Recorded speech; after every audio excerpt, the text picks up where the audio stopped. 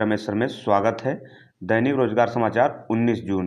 UP triple SC junior assistant का परिणाम जारी।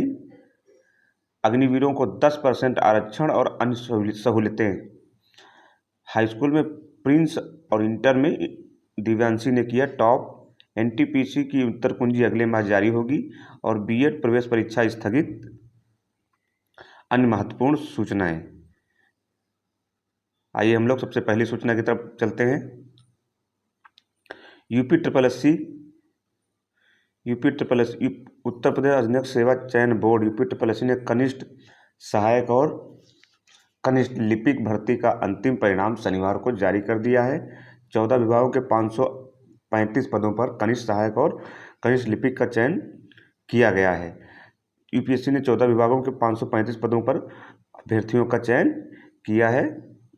आयोग के सचिव अवनीश सक्सेना ने बताया कि 16 विभागों में 548 कनिष्ठ सहायक और कनिष्ठ लिपिक पदों की भर्ती परीक्षा हुई थी, जिसमें माध्यमिक शिक्षा विभाग की ओर से कनिष्ठ सहायक गोपनीय के 12 पदों के संबंध में शुद्धि पत्र जारी किया गया। वहीं राज्य विधिक सेवा प्राधिकरण और कनिष्ठ लिपिक के एक पद पर भेजे गए अध्याचन को निरस्त कर दिया गया। इस तरह आयोग ने 14 विभागों में 535 पदों पर अंतिम चयन परिणाम जारी कर दिया है, जिसमें सामान्य श्रेणी के 291, अनुसूचित जाति के 101 और अनुसूचित जनजाति के 10, अन्य पिछड़ा वर्ग के 133 अभ्यर्थी शामिल हैं। अगली सूचना की तरफ चलते हैं। अग्निवीरों को 10% का आरक्षण। 4 दिन से विरोध चल रहा है। अग्निवीरों ने 4 दिन से लगातार विरोध कर रहे हैं और सरकार इस विरोध को कम करने के लिए दिन प्रतिदिन कुछ न कुछ सहूलियतें दे रही है, घोषणाएं कर रही है। आइए देखते हैं। रक्षा मंत्रालय की नौकरियों और सीएपीएफ और असम राइफल में होगा कोटा। आयु सीमा में 5 साल की छूट। कई मंत्रालयों, विभागों और राज्यों ने की सहूलियतों का ऐलान। बिहार में बंद के दौरान गोलीबारी और यूपी के जौनपुर में बस में लगाई आग। 20 राज्यों में फैल गया है ये विरोध प्रदर्शन। उपद्रवियों को चेतावनी दी गई है कि उपद्रवियों को नहीं मिलेगा पुलिस क्लियरेंस। अगर किसी भी उपद्रव में शामिल पाए जाते हैं, जो भी छात्र किसी भी उपद्रव में शामिल पाए जाते हैं, तो उनका पुलिस क्लियरेंस नहीं दिया जाएगा। और आग्रह बार बार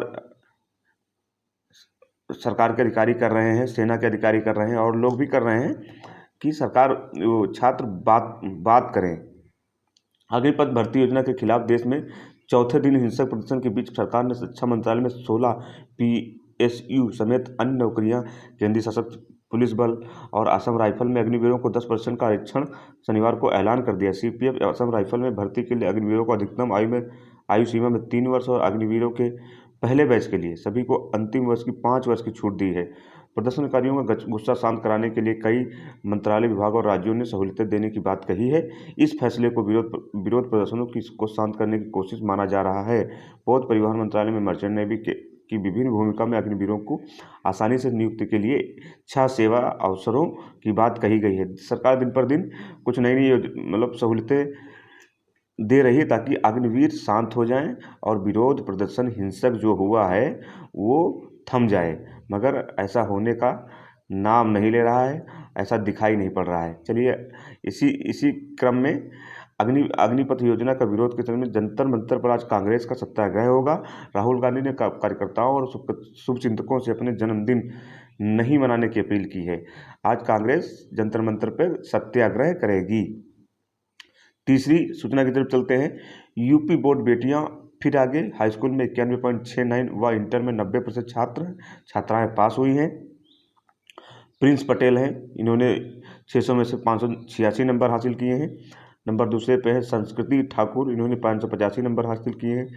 अनिकेत शर्मा, इन्होंने 584 नंबर हासिल किए और इंटर में दिव्यांशी 500 में से 477 और ये अंशिका यादव, इन्होंने 475 500 में से और 500 में से 471 बालकृष्ण ने हासिल किए हैं। एनटीपीसी की अगली सूचना है। आरआरबी एनटीपीसी सीबीटी की अगले माह उत्तर कुंजी जारी हो जाएगी। सीबीटी दे चुके अभ्यर्थियों को आपत्ति दर्ज कराने का भी मौका मिलेगा। रेलवे भर्ती बोर्ड के नॉन टेक्निकल पॉपुलर कैटेगरी के लेवल 235 के लिए हुए कंप्यूटर बेस्ड टेस्ट की आंसर की अगले माह में जारी हो जाएगी। अगली सूचना की तरफ चलते हैं। मुक्त विश्वविद्यालय में रोकी बीएड विशिष्ट शिक्षा की प्रवेश प्रक्रिया। मुक्त विश्वविद्यालय ने राशि टंडन उत्तर प्रदेश मुक्त विश्वविद्यालय ने सत्र 2022-23 की बीएड विशिष्ट शिक्षा की प्रवेश प्रक्रिया तत्काल प्रभाव से स्थगित कर दी है। अग्रिम आदेश तक प्रवेश के लिए आवेदन प्रक्रिया भी स्थगित कर दी गई है। यह निर्णय आरसीआई की ओर से जारी संशोधित मानक एवं विनियम 2021 के मद्देनजर लिया गया है। मुक्त विद्यालय में विशिष्ट बीएड शिक्षा प्रवेश समिति के संयोजक प्रोफेसर पी.के. पांडे ने बताया है कि भारतीय पुनर्वास परिषद आईसीआई ने नई दिल्ली द्वारा बीएड विशिष्ट शिक्षा दूरस्थ माध्यम के लिए जारी संशोधित मानक और विनियम 2021 के अनुपालन के मद्देनजर परीक्षा मद्देनजर स्थगित प्रवेश प्रक्रिया को फिर से शुरू किया जाएगा। गौरतलब है कि विश्वविद्यालय ने सत्र 2022-23 के लिए प्रवेश प्रक्रिया को 31 मई 2022 को प्रारंभ की थी, जबकि आईसीआई की ओर से जारी संशोधित मानक विनियम 2021 की सूचना विश्वविद्यालय को अभी प्राप्त नहीं हुई है। तो फ्रेंड्स, ये रही अभी तक की मॉर्निंग अपडेट, शैक्षिक रोजगार संबंधित शैक्षिक सूचनाएं। चैनल पर नए हो तो चैनल को सब्सक्राइब कर लें, बेल आइकन प्रेस कर लें। जैसा कि आप सभी जानते हैं कि इस चैनल के माध्यम से सरकारी नौकरी या रोजगार संबंधित सभी प्रकार की सूचनाएं प्रदान की जाती हैं, पल पल की ऑथेंटिक अपडेट दी जाती है। तो एक बार मैं फिर से आग्रह करूंगा, चैनल पर नए हो तो चैनल को सब्सक्राइब कर लें, बेल आइकन ऑल पे प्रेस कर लें। धन्यवाद।